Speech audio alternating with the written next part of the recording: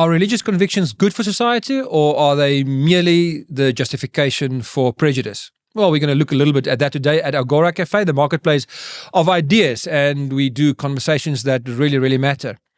Sadhguru is an amazing, wise sage that travels around the world, and he not only gives lectures and writes books, but he goes on university campuses and do Q&As with students and tries to answer their questions. He's very, very popular at this point, especially in Western universities. He's a very brilliant man. He's very well spoken. He's got some Indian and Hindi background, I think. And he makes a statement or two regarding religion. And we're going to look a little bit at that. So here's the first clip. And then afterwards, we're going to draw some points out of it, unpack it a little, and just give some commentary. Once you start believing in something which is not yet a reality for you, you are bound to be in conflict with somebody else because somebody else is bound to believe something else. So there are two pools of things that we should look at. We have knowledge on the one side. These are the actual facts that we can prove. And we have belief, or at worst, make-believe on this side. And the only thing we can consider to be knowledge are the things that we can actually prove. So Sadhguru has a sort of a Dawkinite kind of definition of belief. Faith is what you can't prove. Is that really true? And it really depends on what kind of a knowledge does he really mean. We all know that when it comes to scientific knowledge, this is indeed true.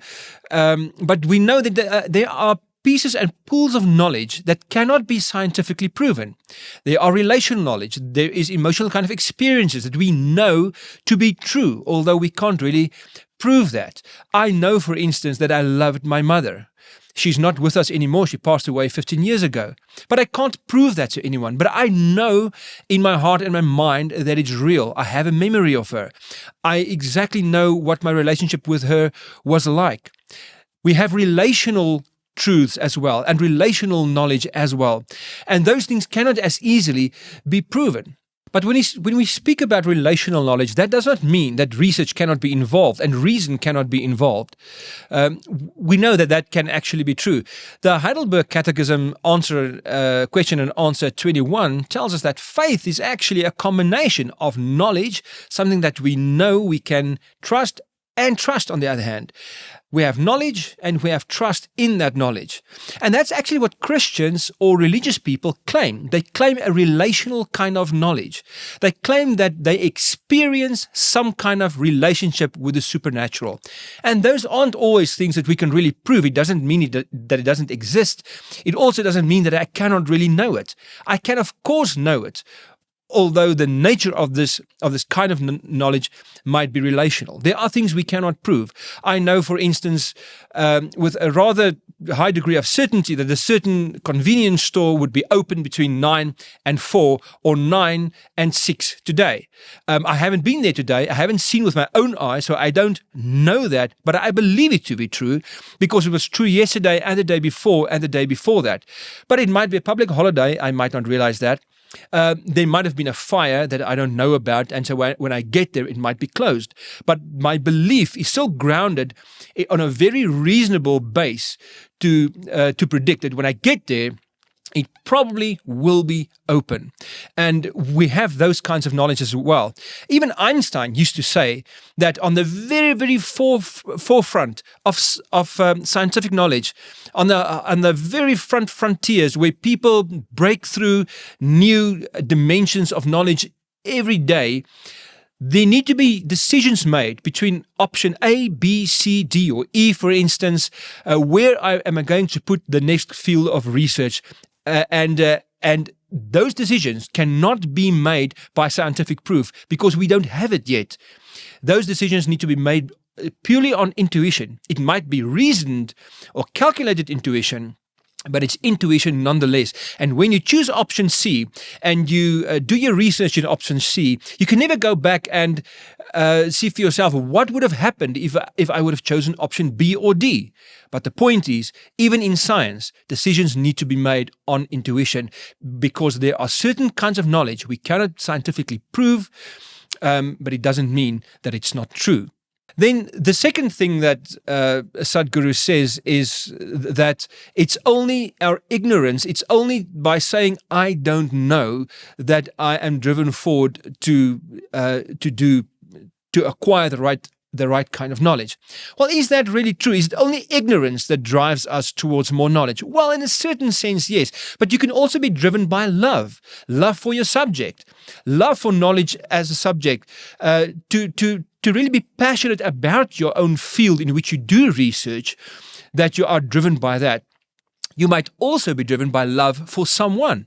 If my wife becomes severely ill and I desperately and quickly need to do a lot of research about how to get her healthy or what kind of treatment she needs to get, that would be driven not necessarily by ignorance, although I would not know necessarily the things I don't know yet, but it will be driven by my love for her. There can be many, many driving factors for knowledge. Isaac Newton is a very, very good example of this. He was driven by his love for his creator. He said that in his Principia Mathematica, that because he loved the creator, he loved God, and because he believed in God as a lawmaker, he expected laws in nature when he actually explored the cosmos.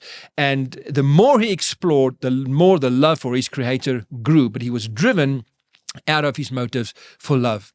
Let's look at the second clip. Whenever somebody says, I'm a religious person, they refer to themselves as believers. Yes? Believers. Believe means what? Means you do not know something, but you are not willing to admit, I do not know, so you believe it. I'm saying, if you do not know something, why don't you just say, I do not know? Hello? Is it okay? I do not know something, I say I do not know. Because the I do not know is a tremendous possibility. Only when you say I do not know, the longing to know, the seeking to know, and the possibility of knowing becomes a living reality in your life. The moment you believe in something, you're in conflict with someone that believes something else. Is that really true? Well, you can be in intellectual conflict, definitely, but we need intellectual conflict. We need robust conversations. We need differences in order to actually acquire the right kind of knowledge. But there needn't be physical violence or anything. Wouldn't that depend on the content of a certain religious conviction? Let's say, for example, that I believe that God compels me to love my enemy. Let's say, for instance, I follow a Messiah that gives his life up for his enemies. What if the content of my beliefs are that I need to turn the other cheek, that I need to bless those who curse me? That can certainly not lead to conflict, because the religious conviction that I have is one of peace and reconciliation and empathy and listening. And this brings us to a very great irony, because if Sadhguru would have read the New Testament, he would have known this, but he himself, by his own admission, acknowledges that he has never read any religious text whatsoever, not even the Hindu scriptures did he read, or the Quran, the Bhagavad Gita, or the Bible, because he wanted to stay religiously objective. That's very honorable and noble, but there's some downsides that come with this, and that's the fact that you reject something like religion that you don't really understand. You don't have you don't actually have the knowledge that you need in order to evaluate the religion, in order to reject it.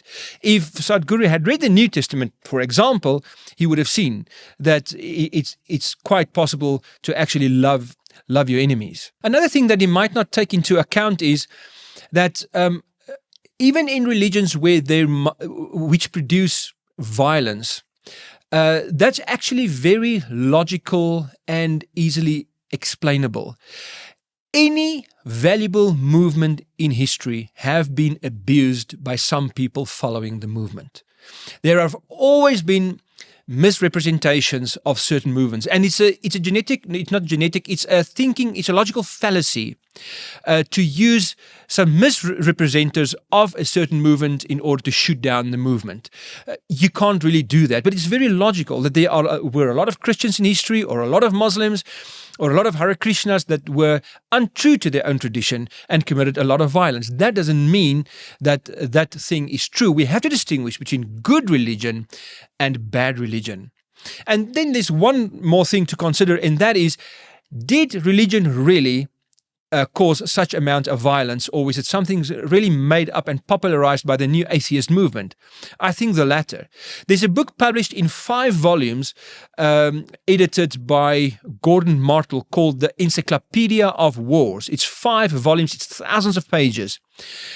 All the wars, I think there was 1,763 wars in recorded history that was written down, and each of those are being discussed in this 5-volume set. And on page 1484 to 1485 of volume 3, it explicitly states that only about 6% of those 1,763 wars in written history were caused by religious inclinations or by religious convictions. Even though some of the other people that started the war may have been religious, but they weren't driven by the religious convictions. And if you take away Islam, that 7% comes down to 3.2%, which make it very, very interesting. Where did this idea come from that religion is the cause of a lot of the evil and a lot of the violence that actually took place in church history? Now, they were gross atrocities that have been committed by religion, but it seemed to me not to be the rule, but rather the exception. So where do wars come from then? Well, Alexander Solzhenitsyn said that the line between good and evil runs through every human heart. And actually, what he did, without perhaps knowing it, is he was quoting the Bible. He was quoting from James chapter 4, the first 3 verses, which reads, "Where do wars and fights come from among you? Do they not come from your desires, your pleasure that war in your members? You lust and do not have. You murder and covet and cannot obtain. You fight and war." This is a very strong New Testament principle, that every human heart might be responsible for any kind of conflict. That is where we must actually look to actually guard our hearts. Well, do you agree? I would love to know what you think. Please leave your comment in the comment section down below. If you like this video, you can just like it, and don't forget to subscribe to the channel.